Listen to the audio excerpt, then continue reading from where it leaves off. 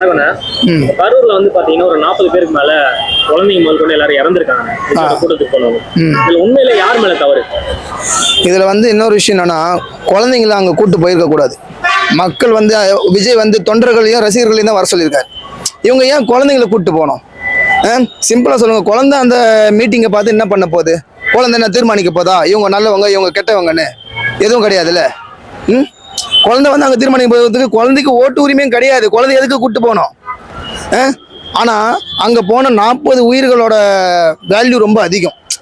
அதோட உயிர் ஒரு சின்ன உயிருக்கே ஒரு மதிப்பு இருக்கு.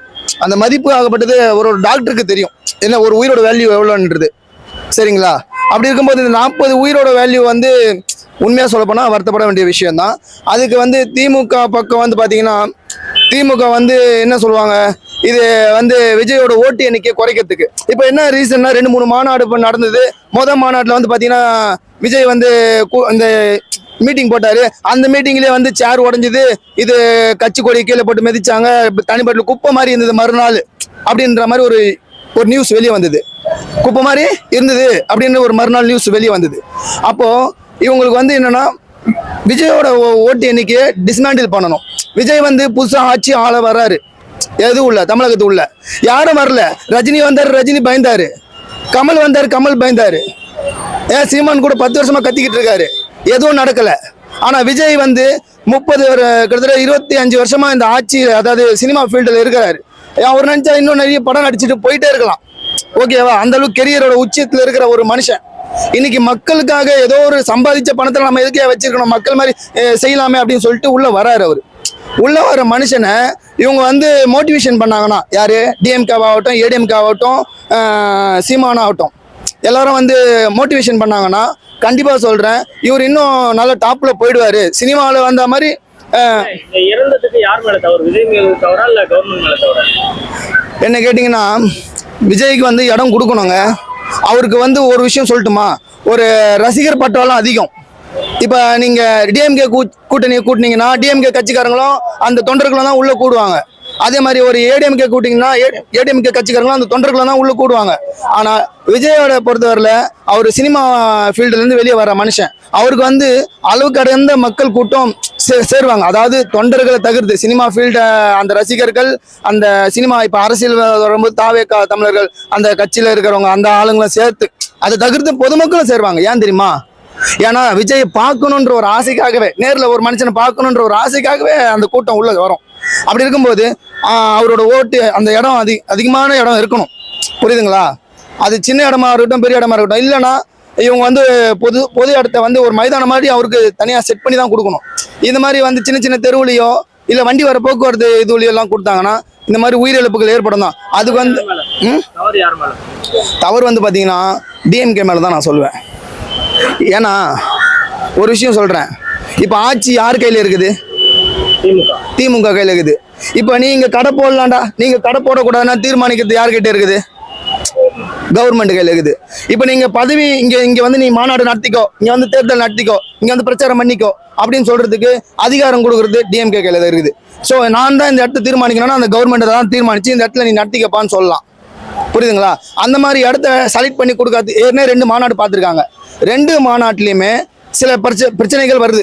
என்ன, சேர் உடையிறது. மாநாட்டில் கூட ஒரு விஜயோட கட்சி ஒரு ஸ்டூடெண்ட் வந்து இதோ ஆக்சிடென்ட் ஆகி இறந்துட்டு செத்தாங்க இல்லையா, 6 பேர். ஸோ அது 2வது மாநாட்டில் நடந்த விஷயம். ஓகேவா? ஸோ நான் அது மாதிரி இது மாதிரி இவர் கூட்டம் கூடினாலே இந்த மாதிரி பிரச்சனை வரும்னு சொல்லிட்டு அதுக்கு முன்கூட்டியே அவருக்கு தகுந்த மாதிரி இடத்த அலாட் பண்ணணும். ஒரு விஷயம் சொல்லட்டுமா, படிக்கட்டில் ஒருத்தன் ஏறான், விழுந்த பிறகு நீ அதுக்கான சொல்யூஷன் சொல்றது ஒரு யூஸும் கிடையாது. அவன் படிக்கட்டில் ஏறும்போது ஒரு வாட்டி விழுந்துட்டானா 2வது வாட்டி விழக்கூடாதுன்றதுக்கு தகுந்த மாதிரி நீ இடம் ஒதுக்கி கொடுத்துருக்கணும். விஜய் ஃபேன்ஸ் எல்லாமே கண்ட்ரோலா இருக்காங்கன்னு நினைக்கிறீங்களா? ஒழுக்கமா இருக்காங்களா? விஜய் ஃபேன்ஸ் ஒழுக்கமா இருக்காங்கன்னா, இப்போ ஒரு விஷயம் சொல்றேன், ஒரு ஸ்கூல், ஒரு காலேஜ் ஆகட்டும், ஒரு ஸ்கூல் ஆகட்டும், 1000-500 ஸ்டூடெண்ட்ஸ் படிப்பாங்க, 1000 மாணவர்கள் படிப்பாங்க, 1000 மாணவர்கள் 500 மாணவர்கள் படிப்பாங்க. ஆனா அந்த 500 பேரும் 1000 பேரும் ஒழுக்கமா இருப்பாங்களான்னு கேட்டா ஒழுக்கமா இருக்க மாட்டாங்க. அவங்களை ஒழுக்கமா நடத்துறது அந்த ஸ்கூல்ல இருக்கிற டீச்சர் அண்ட் ஹெட் மாஸ்டர் தான். ஆனா 1000-500 பசங்க இருப்பாங்க. ஆனா அந்த டீச்சரும் அந்த ஸ்டூடெண்ட்டும் பாத்தீங்கன்னா வெறுமே ஒரு 15 பேரோ 10 பேரோ தான் இருப்பாங்க. அந்த 1000 பேர் 500 பேரை மெயின்டைன் பண்றது அந்த 15 பேர் 10 பேர் தான்.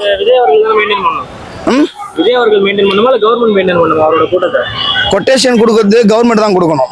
இப்போ நான் ஒரு விஷயம் சொல்கிறேன், விஜய்க்கு ரசிகர்கள் 1000 பேர் வருவாங்க, லட்சம் பேர் வருவாங்க, தொண்டர்கள் 1,00,000 பேர் 1000 பேர் வருவாங்க. அது ஒரு பக்கம் இருக்கட்டும். ஆனால் அதுக்கு வந்து எவ்வளோதான் அவனும் ப்ரொடெக்ஷன் கொடுக்க முடியும்? விஜய் வந்து எவ்வளோ ப்ரொடெக்ஷன் கொடுக்க முடியும் மக்களுக்கு சொல்லுங்கள்? ஓரளவுக்கு பாதுகாப்பு கொடுக்கலாம்.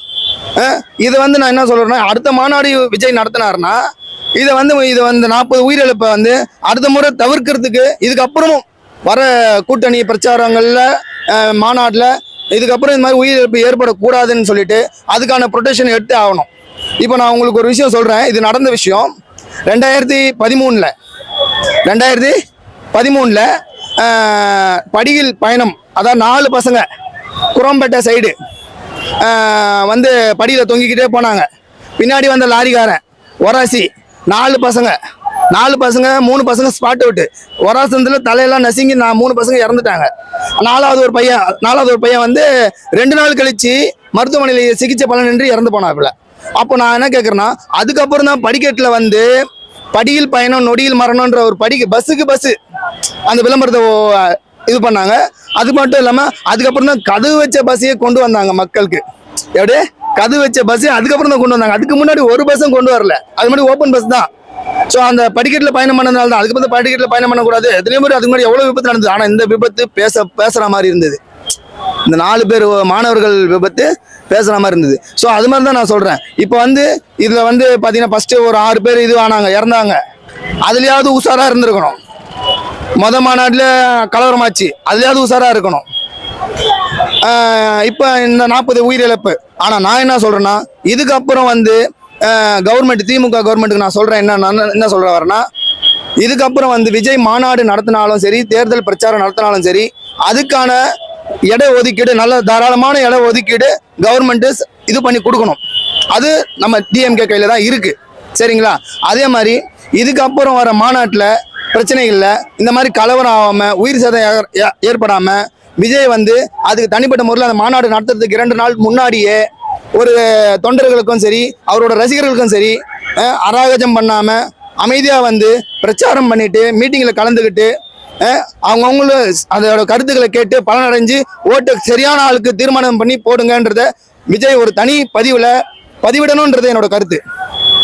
புரியுதுங்களா?